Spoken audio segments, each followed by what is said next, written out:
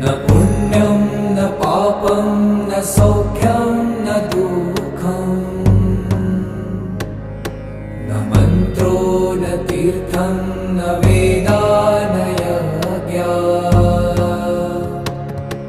अहं भोजनं नैव भोजं न भोक्ता चिदानन्दरूप शिवोऽहं शिवोऽहम्।